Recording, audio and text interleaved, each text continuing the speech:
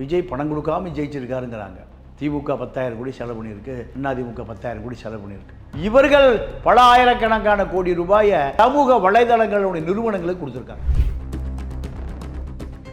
7 ஆண்டு காலமாக சினிமா துறையை முழு கட்டுப்பாட்டில் வைத்திருந்தது ஜெகதீஷ் பழனிசாமியினுடைய 100க்கும் மேற்பட்ட இன்ஸ்டாகிராம் நிறுவனங்கள் தான். குட்டீஸ், நண்பா நண்பி வரைக்கும் இந்த விஷ விதையை விதைத்தார்கள். அதுதான் இந்த 2 கோடி வாக்கு. இன்னொருத்தவங்களுக்கு முக்கியமாக நான் நன்றி சொல்லணும். இந்த விஜய் மாமாவோட குட்டி நண்பா நன்றி,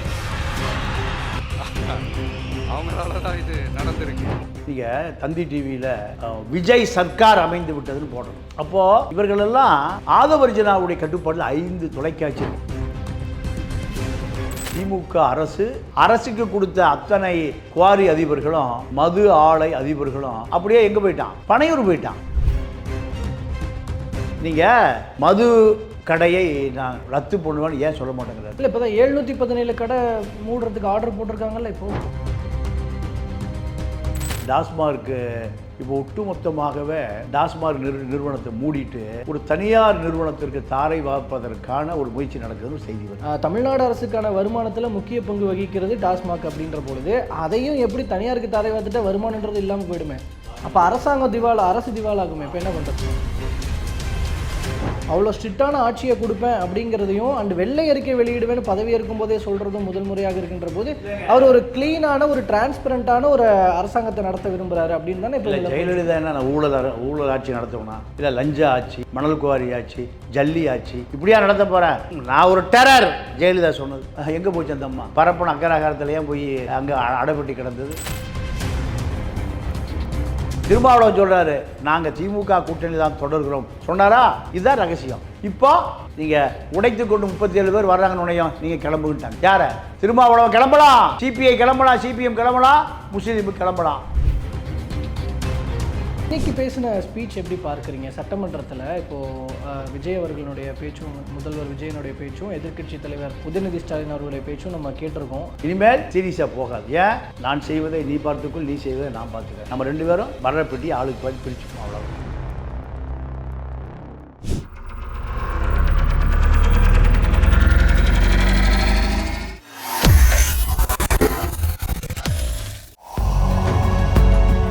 வேலை வேண்டுமா? ப்ளூ ஓஷன் இருக்கிறது.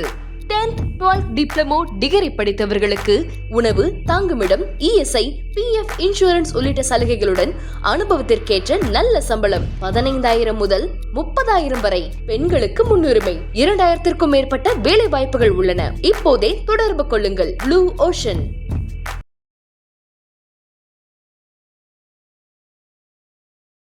தமிழர்கள் அனைவருக்கும் அன்பு வணக்கம். இன்றைய சிறப்பு நேர்காணலில் நம்மோடு இணைந்திருக்கிறார் மூத்த பத்திரிகையாளர் திரு பாண்டியன் அவர்கள். அவரிடம் தற்போது பேசுபொருளாக இருக்கிற முக்கியமான அரசியல் விவகாரங்கள் பற்றி பேசலாம்.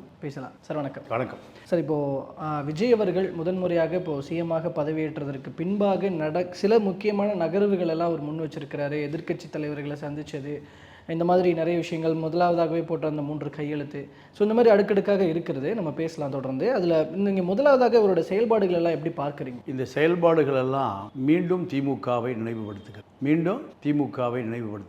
மாற்றம் தெரியலையா? மாற்றம் ஆரம்பிக்கிற பொழுது திமுக தலைமைக்கு சென்று சமரசம் செய்ய வேண்டிய தேவை ஏற்பட்டது. நீங்கள் ஆட்சி வந்த பிறகு, அதிகாரத்துக்கு வந்த பிறகு, அதிகாரத்தை சுவைத்து கொண்டிருந்த சாராய ஆலை அதிபர்கள், மணல் குவாரி அதிபர்கள், ஜல்லி அதாவது கனிம வள கட்டுமான நிறுவனங்களுக்கு தேவையான 4 இன்ச்சு ஜல்லி, 6 இன்ச்சு இப்படி குவாரி அதிபர்கள் அத்தனை பேரும் அதிகார மையத்தை தேடி அலைகிறார். இந்த அதிகார மையம் எங்கே இருக்கிறது? நீங்கள் இதை கருத்தில் கொண்டு தான் அவர் என்ன சொல்கிறாரு, எங்கே அலைய வேண்டியதில்லை. அப்படி ஏதாவது நீங்கள் எங்காவது அதிகார மையத்தை துஷ்பிரயோகம் செய்தால் இப்போவே அரெஸ்ட் பண்ணிருங்க. இதைத்தான் சொன்னார். ஒரே பவர் சென்டர் நான் தான், என்கிட்ட தான் எல்லாரும் வரணும். இப்போது எஸ்என்ஜி ஜெயமுருகன் சாராய ஆலை அதிபர், தமிழ்நாட்டில் அது ஒரு பெரிய இண்டஸ்ட்ரியல் தொழிற்சாலை, 50,000 கோடி வருடத்திற்கான வியாபாரம். இந்த டாஸ்மார்க் 5,300 கடைகள். இவர்கள் புதிதாக அமைந்த அரசு. இந்த அரசுக்கு நீங்கள் கடந்த அரசுக்கு நீங்கள் பாட்டிலுக்கு 10 ரூபா, அந்த கதையெல்லாம் தெரியும். அது தொடர்ந்தது. அதே போல் சாராய ஆலை அதிபர்கள் நீங்கள் மாதத்திற்கு ஒரு 500-1000 கோடி ரூபா ஆட்சி அதாவது எங்கே முதலமைச்சர் அலுவலகமோ அங்கே கொடுப்பது வழக்கம். மணல் குவாரிகள் பல 1000 கோடி ரூபாய் மணல் குவாரி, அதே போல் நீங்கள் செம்மண் குவாரி, ஜல்லி, இப்படி இதுதான் அரசியல்வாதிகளுக்கு அமுத சுரபி. இல்லை அது அத்தகைய அந்த நகர்வுகள், அத்தகைய ஒரு சம்பிரதாயங்கள்ன்றது இப்போது கொஞ்சம் கொஞ்சமாக மாற ஆரம்பித்ததாக நம்ம பார்க்கக்கூடாதா? இல்லை, மாறவே மாறாது. எந்த ஆட்சி வந்தாலும் மாறாது.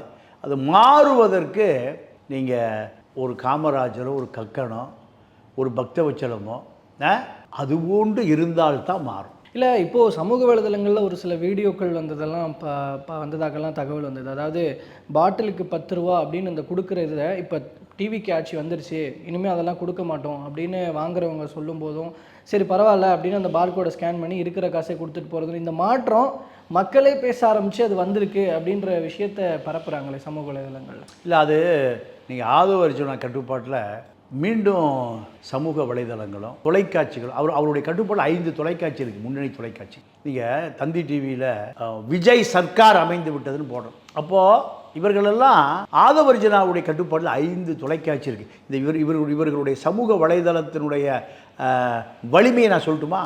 23ஆம் தேதி தேர்தல், 13ஆம் தேதியிலேருந்து 23ஆம் தேதி வரைக்கும் அண்டார்டிகாவில் இருக்கான்ல, அண்டார்டிகா, இந்த பக்கம் நியூசிலாந்து, இந்த பக்கம் ஜப்பான், இந்த டர்பன், இதுதான் உலக எல்லை. எந்த போன பார்த்தாலும் உங்கள் விஜய். அண்டார்டிகாவில் இருக்கணும் விஜய், ஆஸ்திரேலியாவில் இருக்கணும் விஜய். காரணம் இந்த ஃபேஸ்புக், ட்விட்டர், இன்ஸ்டாகிராம் எல்லாம் கடுமையான. இப்போது விஜய் பணம் கொடுக்காமல் ஜெயிச்சிருக்காருங்கிறாங்க. திமுக 10,000 கோடி செலவு பண்ணியிருக்கு, அதிமுக 10,000 கோடி செலவு பண்ணியிருக்கு. இவர்கள் பல ஆயிரக்கணக்கான கோடி ரூபாயை சமூக வலைதளங்களுடைய நிறுவனங்களுக்கு கொடுத்துருக்காங்க. ஆதாரம் இருக்கா? ஆதாரத்தோடு தான் இந்த தகவல் இருக்கா? ஏங்க இதுக்கெல்லாம் ஆதாரம் கூகுளுக்கு ஒரு வாரம் விளம்பரம் நீங்கள் கொடுக்க எத்தனை கோடி வேணும்னு சொல்லுங்கள். இதுக்கு ஆதாரத்தை போய் நான் போய் சுந்தர் பிச்சைட்டு வாங்கிட்டு வந்து ஆக்சுவலாக ஒவ்வொரு பரப்புரைகளையும் சமூக இல்லை இது ஒவ்வொரு வீடியோ ஓப்பன் பண்ணும்போது திமுகவினுடைய பாடல்களும் தான் வந்தது. இப்போ இது அதிகமாக வந்தது விஜய் பற்றி தான். அது விஜய் பற்றி தான். நீங்கள் 2 வருஷ காலமாக ஐபேக் எப்படி செய்வாங்களோ அதே போல் ஆதவ அர்ஜுனா நூற்றுக்கணக்கான பேரை வேலைக்கு அமர்த்தி இந்த வாய்ஸ் ஆஃப் காமன் உலகளவில் ட்ரெண்ட் ஆக்குனாங்க. உலகளவில் 7 ஆண்டு காலமாக சினிமா துறையை முழு கட்டுப்பாட்டில் வைத்திருந்தது ஜெகதீஷ் பழனிசாமியினுடைய 100க்கும் மேற்பட்ட இன்ஸ்டாகிராம் நிறுவனங்கள் தான். இதெல்லாம் நீங்கள் குழந்தை குட்டி வரைக்கும், குட்டீஸ் நண்பா நண்பி வரைக்கும் இந்த விஷ விதையை விதைத்தார்கள். அதுதான் இந்த 2 கோடி வாக்கு. இல்லை, இப்போது ஒவ்வொரு கட்சியும் பிரச்சாரம் பண்ணுறதுன்னு இருக்கு, அவங்க ஒவ்வொரு வீட்டையும் போய் சேரணும், வாக்காளர்களை போய் சேரணும்னு பண்ணுறது தான். அந்த மாதிரி தாவேக்கா பண்ணதை நீங்கள் விஷ விதைகள்னு எப்படி சொல்கிறீங்க? இல்லை, அதாவது திமுக அதிமுக குழந்தை வீட்டில் போய் ஓட்டு கேட்கலையே, குழந்தை குட்டியில் போய் ஓட்டு கேட்கலையே, வாக்காளர்கள் தான் ஓட்டு கேட்பதான் தேர்தல். ஆனால் விஜயினுடைய தேர்தல் யுக்தி எங்கே? தாத்தா பாட்டி ஓட்டு போடணும்னு குழந்தை கேட்டுதா இல்லையா? விஜய் ஓட்டு போடல குழந்தை குட்டியெல்லாம் கொண்டுட்டு செத்துருவேன், நடந்ததா இல்லையா? இப்படி ஒரு தேர்தல் வரைக்கும் பார்த்துருக்கீங்களா? அப்போது இவர்களுடைய இலக்கு என்னன்னா பதவி.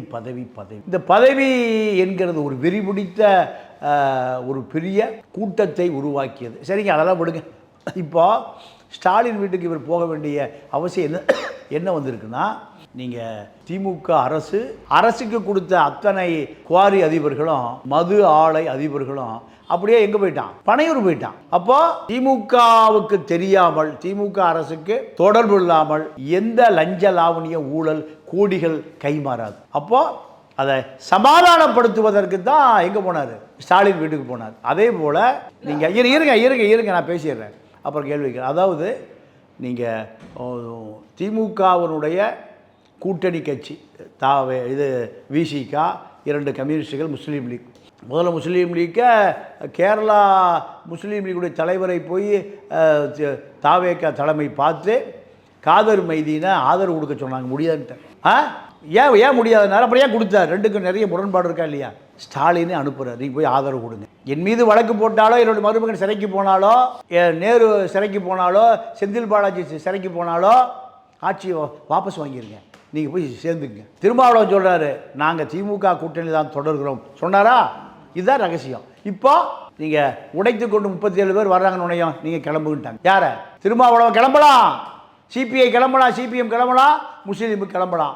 அவர்கள் வர வரைக்கும் இவர்களை எங்கள் கூட்டணியில் தொடருங்க. நீங்கள் இதுக்கு பின்னால் உள்ள பேரம் என்னன்னா, எங்கள் மீது எந்த வழக்கு போட்டுறக்கூடாது, எங்கள் மீது இந்த ஆட்சியினுடைய ரகசியமே அதுதான்.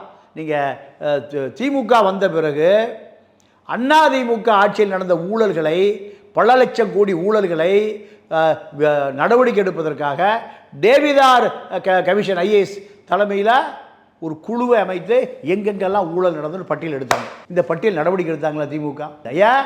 ஏன் நாங்கள் செய்கிற ஊழல் நீ பேசக்கூடாது. ஏன்னா அவர் கொடுத்தவர் தான் இவருக்கு கொடுக்குறாரு. எடப்பாடிட்டு இருந்த அதே பிஏக்கள் தான் ஏவா வேல்ட்டு வர்றாங்க. வேலுமணிட்டு இருந்த உள்ளாட்சித்துறை பிரகாஷ் ஐஏஎஸ், கார்த்திகை ஐஏஎஸ் தான் யாருக்கு வாங்கி கொடுக்குறாங்க? நேருவுக்கு. அப்போ நீ எம்எல்ஏ வழக்கு போட்டீங்கன்னா பாய். எது? நீங்கள் திமுக ஆட்சிக்கு வந்த பிறகு டேவிதார் தலைமையிலான அந்த ஐஏஎஸ் அதிகாரிகள் குழு எங்கெங்கே ஊழல் நடந்திருக்கு, எது நடந்திருக்கு, எல்லா இடத்துலையும் கோப்பு. அந்த கோப்பை தலைக்கு வச்சு தூங்கினார் ஸ்டாலின். இப்போ அதே போன்று கோப்பு தான். நீங்கள் திருடு தான் நான் கேட்க மாட்டேன், நான் திருடுவதை நீங்கள் கேட்கக்கூடாது. இப்போது சீமான் வீட்டுக்கு போனது, அன்புமணி வீட்டுக்கு போனது எல்லாம் இந்த அரசியல் மீது எந்த குற்றச்சாட்டும் வைக்காதீங்க. உங்களுக்கு வர வேண்டியது வந்துடும், சேர வேண்டியது சேர்ந்துடும். இப்படி ஒரு மறைமுக உடன்படிக்கை தான் இந்த சந்திப்புகளா? இந்த சந்திப்பு இல்லை, ஆனால் இது ஒரு அரசியல் மாண்பு. இப்போ ஏற்கனவே அண்ணா காமராஜரை போய் சந்திச்சாரு, அது போல தான் இப்போ விஜய் ஃபாலோ பண்ணுறாருன்னு சொல்கிறது ஒரு அரசியல் மாண்பு அப்படிங்கிறத அப்படி பார்க்கக்கூடாது. அப்போ இதை அண்ணா ஊழல் பேர் வழி இல்லை, காமராஜ் ஊழல் பேர் வழி இல்லை. அன்னைக்கு 1 லட்சம் கோடியெல்லாம் ஊழல் நடக்கலை. ஜெயலலிதா ஜெயிலுக்கு போய் சிறை குற்றவாளியும் செத்து போச்சு. காமராஜர் செத்து போல, எப்படி அண்ணாதுரை செத்து போல. ஜெயலலிதா ஆட்சி காலத்தில் கருணாநிதியை போய் கைது செய்து இழுத்துட்டு போய் சிறைவாசல் வச்சு ஐயோ கொள்றாங்களே, அடிக்கிறாங்களே, மிதிக்கிறாங்க, இப்படிலாம் கத்தலை. அன்னைக்கு அண்ணாவுக்கு ஒரு மாண்பு இருந்தது, காமராஜுக்கு ஒரு மாண்பு இருந்தது. காமராஜர் மரணம் அடைந்த பிறகு நீங்கள் கருணாநிதி கூட்ட பூட்டி சீல் வச்சுட்டு, கூடி லட்சம் வைரம் வைடூரியம்னு இருக்குது, பூட்டி சீல் வச்சுட்டார். அவருக்கான புத்தி, திருட்டு புத்தியில். கடைசியில் திறந்து பார்த்தா 174 ரூபா 2 வேட்டி சட்டை தான் இருந்தது. விஜய் வீட்டில் 2 வேட்டி சட்டை தான் இருக்குமா? அப்போது அன்றைய காலகட்ட புனிதர்கள் ஆட்சி, இன்றைய ஆட்சியில் திருடர்கள் ஆட்சி. அலிபாபாவும் 40 திருடர்கள். இவர்கள் எது செய்தாலும் தங்களை காப்பாற்றி கொள்வதற்காக மட்டுமே செய்கிற அரசு தான் திமுக, அதிமுக, எடப்பாடி, ஓபிஎஸ், ஜெயலலிதா. இப்போ 3வது திராவிட இயக்கம் அது ஆட்சி தொடர்கிறது, விஜயுடைய ஆட்சி. நீங்கள் மது கடையை நான் ரத்து பண்ணுவேன்னு ஏன் சொல்ல மாட்டேங்கிறாரு? இல்லை, இப்போ தான் 717 கடை மூடுறதுக்கு ஆர்டர் போட்டிருக்காங்கல்ல. இப்போ 730 கடையை கருணாநிதி ஸ்டாலின் வந்த உடனேயுமே சாராய கடை ரோட்டு மேலே இருக்கக்கூடாது, 500 மீட்டர் தள்ளி. பிடிக்கிறவன் 500 மீட்டருக்கு என்ன ஏர்போர்ட்டு போவான். இதெல்லாம் மக்களை அதாவது ஜெயலலிதா கொடநாடு வாங்குறதுக்கு முந்தி 4 தடவை ஊட்டிக்கு போச்சு. இந்த முட்டாள் மக்கள் எப்படி தான் ஏமாற்றுவாங்க? ஊட்டி மக்களுக்கு நலத்திட்ட உதவி, 2 தையல் மிஷினு, 2 சைக்கிள் ரிக்ஷா, கை ரிக்ஷா, 3 தடவை அந்தம்மா போச்சு. எங்கே? நீலகிரிக்கு. எதுக்கு போச்சு? கொடநாடை சுற்றி பார்க்குறதுக்கு. பல இடங்கள் அந்தம்மா பார்த்துச்சு, இந்த இடம் தான் எனக்கு பிடிச்சதுன்னு. ஆனால் மக்களுக்கு என்ன சொன்னாங்க? நலத்திட்ட உதவினாங்க. இது நீங்கள் திராவிட இயக்கம் எதை சொன்னாலும் அதில் ஊழல், லஞ்சம், லாவண்யம் அத்தனை உண்மைக்கு மாறா இருக்கும். அதே கதை தான். இப்போ விஜய் வந்த உடனேயுமே சபரீசன் வீட்டில் இருந்த அத்தனை பியூரோக்ரசி, புரோக்கர், அத்தனை தரகர்களும், லைசன் ஒர்க்கு தரகர்கள் பூரா எங்கே போயிட்டான்? பனையூரில் இருக்கான். அவனுக்கு என்ன வேலை? ராஜாஜி சொன்னார், தலைமை செயலகத்துடைய தாழ்வாரத்தில் எந்த தரகர் இருக்கக்கூடாதுன்னாரு. அப்படி இப்போ எல்லாம் எங்கே இருக்கான்? பனையூர் பக்கம் போயிட்டு செனட்டாப் ரோட்லேயும் 174லையும் சோமா செட்டில் இருந்து பூரா எங்கே இருக்கான்? இப்போ பனையூரில். லஞ்ச லாவணி ஊழல்லாம் நீ நடக்கவே நடக்காதா? சொல்லுங்கள். இல்லை, அவர் விஜய் அவர்கள் மேற்கோள் காட்டுறது அதுதானே. இப்போது என்னுடைய ஆட்சியில் ஊழல் அப்படிங்கிறதே இருக்காது, நான் அதை செய்ய மாட்டேன், செய்யறதுக்கான தேவையும் இல்லை, யார் செஞ்சாலும் அதை நான் விட மாட்டேன், தடுப்பேன், அப்படி ஒரு எண்ணம் இருந்தால் எல்லாம் இப்போவே அதை எரேஸ் பண்ணுறீங்கன்னு சொல்கிறாருன்னா, அவ்வளோ ஸ்ட்ரிக்டான ஆட்சியை கொடுப்பேன் அப்படிங்கிறதையும் அண்ட் வெள்ளை அறிக்கை வெளியிடுவேன்னு பதவி இருக்கும் போதே சொல்கிறதும் முதல் முறையாக இருக்கின்ற போது அவர் ஒரு கிளீனான, ஒரு டிரான்ஸ்பரண்டான ஒரு அரசாங்கத்தை நடத்த விரும்புகிறாரு அப்படின்னு தானே. இப்போ ஜெயலலிதா என்ன ஊழல் ஆட்சி நடத்தணும்னா, இல்லை லஞ்ச ஆட்சி, மணல் குவாரி ஆட்சி, ஜல்லி ஆட்சி, இப்படியா நடத்த போகிறேன்? நான் ஒரு டெரர். ஜெயலலிதா சொன்னது பக்கத்தில் வந்துட முடியாது யாரும். என்னுடைய ஆட்சி புனிதமான ஆட்சி, புரட்சி தலைவர் ஆட்சி, என்னுடைய ஆட்சி நேர்மையான ஆட்சி, நியாயமான ஆட்சி. அப்புறம் ஏன் எங்கே போச்சு அந்த அம்மா பரப்பன அக்கராகாரத்தில் ஏன் போய் அங்கே அடைபட்டி கிடந்தது? ஆரம்பிக்கும் போது அப்படி தான் சார் இருக்கும். ஆரம்பிக்கிற எந்த இடத்திலும் கடைசி வரைக்கும் யாரும் வந்து கருணாநிதி எங்கே இருந்தார் கடைசியாக? பூச்சி பேர ஊழல்லாம் கருணாநிதி தான், சர்க்காரிய கமிஷன் ஊழல்லாம் கருணாநிதி தான் இல்லையா? வரலாற்றில் பதியப்பட்டது. அப்போது இங்கே ஒரு வாரத்திலேயே 11, 12 சாராய முதலாளி சஞ்சீவி வீட்டில் பணத்தை மூட்டையை பெட்டி இறக்கி வச்சுட்டு போயிருக்காங்க. எதுக்கு? யாரும் சொல்லிடாத. திமுக தெரியும். ஏன்னா முறை திமுக சபரீஷன் வீட்டில் துர்கா வீட்டில் இறக்கி வச்சுட்டு போனவன். பாட்டல் 10 ரூபா பார்ட்டி. இப்போ அவருடைய நண்பர் வீட்டில் அந்த பெட்டி கைமாறுது. அது இல்லைன்னு இத்தனை சீமா பேச மாட்டார். அவருக்கு பணம் வந்தே சரி. அன்புமணி பேச மாட்டார், ஸ்டாலினும் பேச மாட்டார். அதுக்கு தான் வீட்டில் நீங்கள் சொல்கிற மாதிரி என்னென்ன நகர்வுகள் இப்போது விஜய் சிஎம்மாக பதவியேற்றதுக்கு அப்புறம் என்னென்ன நகர்வுகள் இந்த பக்கம் நடந்திருக்கு? நீங்கள் சொன்ன மாதிரி அங்கே இருந்தவங்களாம் பனையூருக்கு வந்திருக்காங்கன்னு சொல்கிறீங்க இல்லையா? அது மாதிரி என்னென்ன விஷயங்கள் நடந்திருக்கு? அதிகார மையம் எங்கே இருக்குது, எங்கே போனால் மணல் கான்ட்ராக்ட் எடுக்கலாம். டாஸ்மார்க்கு இப்போ ஒட்டுமொத்தமாகவே டாஸ்மார்க் நிறுவனத்தை மூடிட்டு ஒரு தனியார் நிறுவனத்திற்கு தாரை வார்ப்பதற்கான ஒரு முயற்சி நடக்குதுன்னு செய்தி வரும். தனியார் நீங்கள் பாண்டிச்சேரியில் பார்த்தீங்கன்னா இப்படி டாஸ்மார்க் இருக்காது, அப்படி 5 ஸ்டார் ஹோட்டல் பார் மாதிரி இருக்கும். பார்த்துருக்கீங்களா? பாண்டிச்சேரி ரோட்டில் வந்து பார்க்க, நான் கடையில் போய் பாருன்னு சொல்லலை, ரோட்டில் வந்து பார்த்து எப்படி இருக்கும்? 5 ஸ்டார் ஹோட்டல் பார் மாதிரி இருக்கும். அதே போல் தனியாருக்கு தாரை வார்ப்பதற்கு ஒரு திட்டம் தயார் நிலையில் இருப்பதாக செய்தி வரும். இதெல்லாம் நடந்தால் இங்கே லாஜிக்கலாக கேட்போம். இப்போது தமிழ்நாடு அரசுக்கான வருமானத்தில் முக்கிய பங்கு வகிக்கிறது டாஸ்மாக் அப்படின்ற பொழுது அதையும் எப்படி தனியாருக்கு தாரை வார்த்துட்டா வருமானன்றது இல்லாமல் போயிடுமே? அப்போ அரசு திவாலாகுமே. இப்போ என்ன பண்ணுறது? அப்போ அந்த முயற்சி எப்படி எடுப்பாங்கன்னு நம்ம நம்புறது? நீங்கள் நம்பவே வேண்டாம், அப்படியே இருங்க. இல்லை சார், இருங்க, அதாங்க நம்ப வேண்டாம், அப்படி இருங்க. அதுக்கு ஒரு காரணம் சொல்கிறேன். இதே ஸ்டைல் தான் டெல்லியில் இருந்தது. அரவிந்த் கெஜ்ரிவால் என்ன பண்ணார்? அப்படியே தனியாருக்கு தூக்கி கொடுத்தார். அரவிந்த் கெஜ்ரிவால் ஒரு IRS அதிகாரி. விஜயாவது லைலா காலேஜில் முழுசாக முடிக்காத ஒரு முதலமைச்சர். யார்? அரவிந்த் கெஜ்ரிவால் ஒரு IRS அதிகாரி. அந்த அதிகாரி என்ன பண்ணுறாரு? அரசிடம் இருந்த மதுபான ஆலை கொள்கையை அப்படி தனியாருக்கு தூக்கி கொடுக்குறாரு. அவர் தமிழ்நாட்டு அது டெல்லிக்கு மட்டும் முதலமைச்சர் இல்லை, டெல்லி முதலமைச்சர். இவருடைய கட்சி தான் பஞ்சாபில் முதலமைச்சர். அப்படி குஜராத்தில் பெரும்பான்மையாக ஜெயிக்குது. மோடிக்கு பெரிய தலைவலியாக மாறுறார். குஜராத்திலிருந்து அப்படியே யூபிக்கு போகிறார். பிரதமர் வேட்பாளர் யார்? அரவிந்த் கெஜ்ரிவால். இந்த தனியார் மதுக்கடை கொள்கையை அரசிடமிருந்து அப்படியே தனியாருக்கு போகிறார். தனியாருக்கு போனால் அப்படியே ஜெயிலுக்கு போயிட்டார். நடந்ததா? அப்போ அவருக்கு தெரியாதா? அவருக்கு தெரியுமா தெரியாதா? இதே போல தான் பணம் வருகிற பொழுது, கோடி கோடியாக கூட்டுகிற பொழுது பாலிசி, அறிவு எல்லாம் கிரிமினலாக போயிடும். கடைசியாக அவருடைய அரசியல் வாழ்க்கையும் முடிஞ்சு போச்சு. அவருக்கு தெரியாதான்னு கேட்குறேன். விஜய்க்கு தெரியுமா தெரியாது, எனக்கு தெரியாது. ஆனால் அரவிந்த் கெஜ்ரிவாலுக்கு தெரியுமா தெரியாதா? அவருடைய அரசியல் வாழ்க்கை என்னாச்சு? தேர்தல் வருதுங்க, என்னை வெளியே விடுங்க, நான் பிரச்சாரம் பண்ணிட்டு ஜெயிலுக்கு வந்துடுறேன். சுப்ரீம் கோர்ட்டில் போய் மன்றாடினார். அந்த நிலைமை வந்துடக்கூடாது விஜய்க்கு. அதுதான் சாராய ஆலை அதிபர்களிடமும் மாஃபியா மணல் குவாரி அதிபர்களிடம் 4 அடி தான் கோர்ட்டை சொல்லுவான், 40 அடி எடுத்துருவான். அதுக்கு தான் முதலமைச்சர் அலுவலகத்துக்கு பணம் கொடுக்குறது. சேகர் ரெட்டி யார்? எஸ்டிடி பூத்து வச்சதுக்கு எப்படி 5000 கோடி கிடைச்சது? மணல் ரத்னா யார்? 5000 கோடி எப்படி வந்தது? ஆறுமுகசாமிக்கு எப்படி 5000 கோடி வந்தது? இதெல்லாம் 4 அடி தான் அரசு கனிம வளத்துறை அதிகாரிகள். இது 40 அடி போகுது. நிறைய மழை பெய்யும். மழை பெஞ்சால் அந்த குழியில் தண்ணி நிற்கும். குழந்தைங்க வந்து விளையாடி செத்து போகும். நிறைய அப்படி செத்து போயிடும். ஆறு தன்னுடைய போக்கையே மாற்றிக்கொள்ளும். ஆற்றுல மண்ணே இல்லை. இதெல்லாம் இந்த திராவிட இயக்கத்துடைய கொள்கை. 2000 லாரி நைட்டில் போகும். கரூர்லேருந்து எங்கே போகும்? கேரளா போகும். பாலாத்துலேருந்து கர்நாடகா போகும். நடந்ததா இல்லையா? இப்போ அதெல்லாம் நடக்காதுன்னு உத்தரவாதம் வரவில்லை என்பது தான் இப்போ செய்தி. மாற்றம் எதுவும் நடக்க போகிறது இல்லை. இப்போது அப்போ நான் இப்படி வரேன். அப்போ இன்கம்காக அரசாங்கத்துக்கு நிறைய கடன் வேறு இருக்குது. அப்போ இன்கம்காக என்ன தான் பிளான் பண்ணுவாங்கன்னு நினைக்கிறீங்களா? அதாவது திருடு போவதை தடுத்தால 3 பட்ஜெட் போடும். என்ன திருடுனா, ஏவா வேலு ஒரு அட்டையிலே பாலம் கட்டி அடிச்சுட்டு போச்சு தெரியுமா? விழுப்புரத்து பக்கத்தில் ஹைவேஸில் எல்லா அமைச்சர்களும் நீங்கள் மிகப்பெரிய ஊழல் பண்ணுறான். ஹைவேஸில் ஒரு கிலோமீட்டருக்கு 1 கோடி ரூபா ஒதுக்குறான். 50 கிலோமீட்டர் 50 கோடி. எடப்பாடி மீது 5000 கோடி ரூபாய்க்கு ஊழல் பட்டியலை யார் சொல்லியிருக்கா? அரப்பூர் ஜெயராமன் சொல்லியிருக்கார். 250 கேஸ் அதிமுக ஆட்சியில் நிலுவையில் இருக்குது. இந்த 250 கேஸையும் திமுக நடத்தவே இல்லை. ஏன்? அவன்கிட்ட லஞ்சவானங்கிட்ட திருடவங்கிட்ட திருடிக்கிட்டான். 250 கேஸ் அரப்பூர் ஜெயராமன் நிலுவையில் வச்சுருக்காரு சார். நீதிமன்ற நடவடிக்கை எடுக்க மாட்டேங்குது. நம்ம நீதிமன்றத்துக்கு போக வேண்டாம். அப்போ திமுக நடவடிக்கையே எடுக்கலை. அது என்ன காரணம்னா, பலாயிரம் கோடி எங்கே திருடப்படுது? PWD highway, EB, TASMAC. இதில் லஞ்சம் வாங்காமல் நிறுத்தினால 2 லட்சம் கோடியில் 50% போட்டால் 1 லட்சம் கோடி வருஷத்துக்கு மிச்சமாகும். 5 வருஷத்துக்கு 5 லட்சம் கோடி மிச்சம். இதுதான் திருட்டம். திருட்டு IAS அதிகாரிகளை வச்சுருக்கீங்க. திருடி கொடுக்கறது தானே வச்சுருக்கீங்க.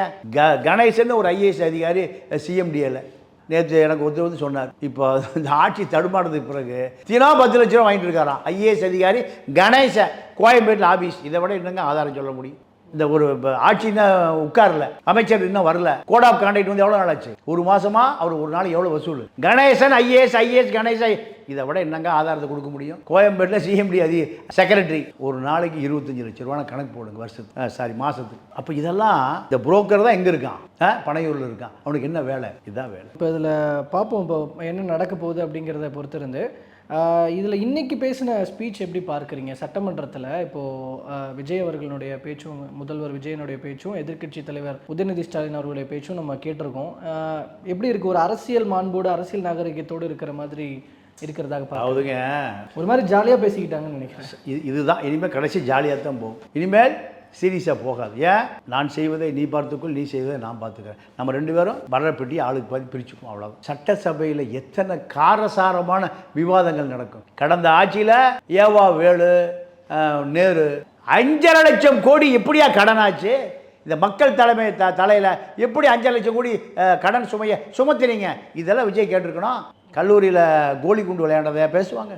இதுக்கா சட்டசபை இருக்குது? கல்லூரியில் இளைஞர்கள் விளையாட்டை பற்றியா பேசுவாங்க? அப்போ இனிமேல் சட்டசபை இப்படி தான் போகும். கொடுக்குற காசை கொடுத்துட்டு வாங்குற காசை வாங்கிட்டு பிரித்து கொள்வதை பிரித்துக்கொள், அங்கே பாதி இங்கே பாதி. இப்போ ஊடகவியலாளர்களுக்கு தான் மிகப்பெரிய சமூக பொறுப்பு இருக்குது. பாதி ஊடகவியலாளர் இப்போ ஆஸ்திரேலியா போகிறதுக்கு தயாராகிட்டான். சபரீஷ திமுக ஆட்சிக்கு வந்த பிறகு ஒரு காணொலி பார்த்தீங்களா? பல பேர் அமெரிக்காவில் இருந்தாங்க. பார்த்தீங்கன்னா அந்த டேபிளில் எல்லாம் சரக்கு எல்லாம் வச்சுட்டு இருந்தாங்க. அதே போல் ஆதவரிச்சுனா எங்களை பற்றி எதுவும் போட்டுறாதீங்க, நீங்கள் எல்லாம் ஆஸ்திரேலியாவுக்கு போ, அமெரிக்கா போ, நான் உங்களை கூட்டிகிட்டு போகிறேன். கருணாநிதி அண்ணா மறைஞ்சிட்டார். கருணாநிதி சிஎம். அன்றைக்கெல்லாம் ஒரு 7 பத்திரிக்கை தான் முன்னணி பத்திரிக்கை, எல்லாத்தையும் வர சொன்னாராம். அதில் எல்லாம் காட்டி கொடுத்துடாதீங்க மக்கள்கிட்ட. யார் சொன்னது? 69 முதலமைச்சராக கருணாநிதி அமர்ந்த பிறகு மத்தியானம் எல்லாம் உணவு சாப்பாடு. அன்றைக்கி எக்ஸ்பிரஸ், இண்டு, இப்படி தினமணி, தினத்தை இப்படி ஒரு 5-7 பத்திரிக்கை தான். நாங்கள் இது வரைக்கும் நல்ல சாப்பாடு சாப்பிடலை, நல்ல வீட்டில் குடியிருக்கலை, நல்ல உடை போடலை. எல்லாம் வறுமை வறுமை வரும், பஞ்சம் பசாரி கருமை. அதனால் எங்கள் மீது எந்த ஊழலையும் சுமத்தி விடாதீர்கள்.